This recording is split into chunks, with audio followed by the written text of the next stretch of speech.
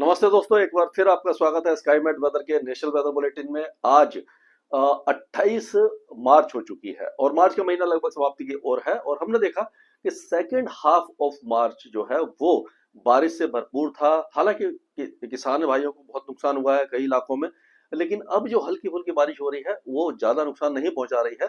लेकिन अभी भी खतरा बना हुआ है क्योंकि अगले 2-3 दिन, 3 दिन मान के चलिए, आज शाम से लेकर के 29, 30 और 31 तारीख तक बारिश की गतिविधियां कई राज्यों को परेशान करेंगी और यहाँ पर टेम्परेचर थोड़ा सा नीचे भी आ सकता है।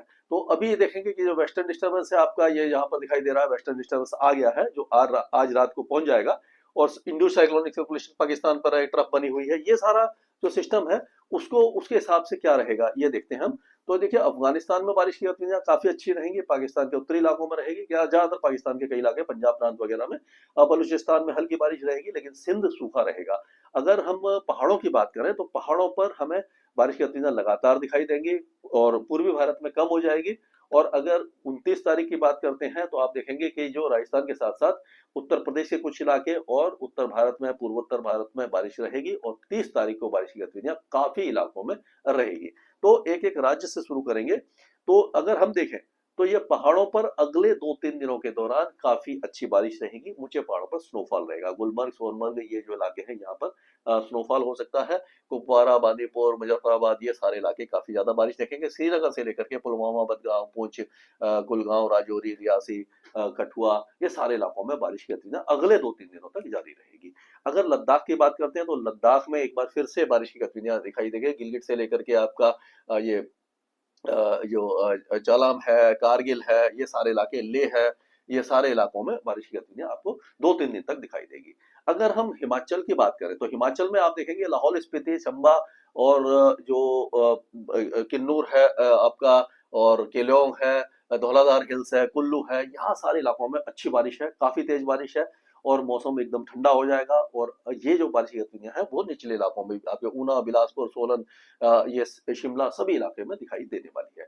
उत्तराखंड में भी अगले 2-3 दिनों के दौरान, यानी कि 29 तारीख से बारिश शुरू होगी, 28 की रात में कह लो या 29 की सुबह से कह लो, उस समय बारिश शुरू होगी। और उस समय देहरादून, मसूरी और ये जो आपका ऋषिकेश वगैरह है, यहाँ तक आपको ये बारिश की गतिविधियां आपको दिखाई दे जाएगी। नैनीताल, चंपा और जो आपका पूरा उधम सिंह नगर तक भी बारिश रहेगी। उत्तरकाशी और बद्रीनाथ, केदारनाथ, ऊंचे पहाड़ों पर थोड़ी बहुत स्नोफॉल भी हो सकती है, ऊंचे पहाड़ों पर होगी, निचले इलाकों में नहीं। पंजाब की बात करें तो पंजाब में बारिश की गतिविधियां अब शुरू हो जाएंगी और ये जो बारिश की गतिविधियां हैं अगले 3-4 दिनों तक रहेगी।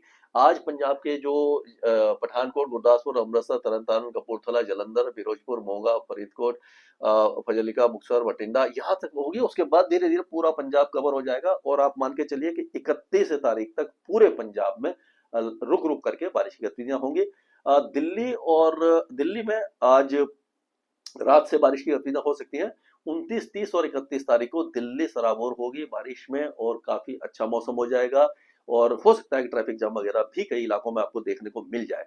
लेकिन अगर देखें हरियाणा में, सिरसा, फतेहाबाद से शुरू होकर के भिवानी, चरखी दादरी होते हुए पूरे इलाके में आपको बारिश ही बारिश दिखाई देगी।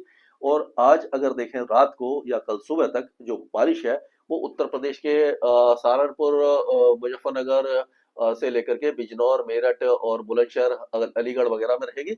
और कल 29 तारीख को जो बारिश की गतिविधियां हैं वो पीलीभीत, बरेली, काशीराम नगर, यानी कि कासगंज, हाथरस, आगरा, अलीगढ़, मैनपुरी, इटावा, जालौन, ललितपुर, झांसी, हमीरपुर, फतेहपुर, उन्नाव, रायबरेली, सुल्तानपुर, ये सारे इलाकों में आ जाएगी। और 30 तारीख को जो बारिश की गतिविधियां पूरे ये आपका जो उत्तर प्रदेश के ज्यादातर इलाकों को कवर कर लेगी। और ये जो पूर्वी उत्तर प्रदेश है वहां पर अपेक्षाकृत कम बारिश रहेगी, लेकिन बारिश की गतिविधियां कई इलाकों में रहेगी। अब बिहार की बात करते हैं तो बिहार में, पूर्वी बिहार में तो बारिश है अभी, यानी किशनगंज, अररिया, पूर्णिया, माधेपुरा, खगड़िया, भागलपुर, बांका तक बारिश है। लेकिन बाकी इलाकों में रुक रुक करके छुटपुट बौछारें रहेंगी। और ऐसा लग रहा है कि 30 तारीख के आसपास, 31 तारीख के आसपास एक बार फिर यहाँ पर बारिश होगी। झारखंड में कोई खास बारिश नहीं है अभी फिलहाल। अगर हम पश्चिम बंगाल की बात करें तो पश्चिम बंगाल में बारिश की गतिविधियां लगातार जारी रहने की संभावना दिखाई दे रही है। पूर्वोत्तर राज्यों में बहुत अच्छी झमाझम बारिश आपको दिखाई देने वाली है। अगर हम राजस्थान की बात करते हैं तो राजस्थान में आपने आज से बारिश की गतिविधियां, यानी कि आज रात से बारिश की गतिविधियां आपकी गंगानगर, हनुमानगढ़ से लेकर बीकानेर, चुरू, जैसलमेर, जोधपुर पर रहेगी। और कल होते होते बारिश की गतिविधियां आपकी चुरू, झुंझुनू, अलवर, दौसा, करौली, भरतपुर, जयपुर, अजमेर, नागौर, सिरोही, पाली, यानी पूरे इलाके में, सारे इलाकों में आपको 30 और 31 तारीख को राजस्थान के ज्यादातर इलाकों में बारिश दिखाई देगी। मध्य प्रदेश में जो बारिश है वो ग्वालियर संभाग, ग्वालियर, मुरैना, भिंड, दतिया, शिवपुरी से लेकर के यहाँ शुरू होगी। और आज बारिश की गतिविधियां थोड़ी सी रीवा, सिद्धि, सिंगरौली में होंगी। और कल 29 तारीख से आप देखेंगे नीमच, मंदसौर, कल और परसों रतलाम से लेकर के पूरे इलाके में, विदिशा, भोपाल, इंदौर, धार, खांडवा, खरगोन, हरदा, होशंगाबाद, बैतूल, छिंदवाड़ा, सभी इलाकों में हल्की से मध्यम बारिश आपको दिखाई देगी।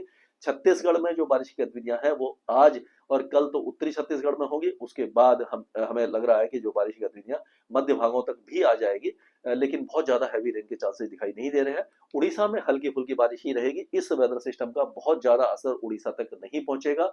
ये मतलब 30-31 तारीख के आसपास यहाँ पर बारिश आपको दिखाई देगी।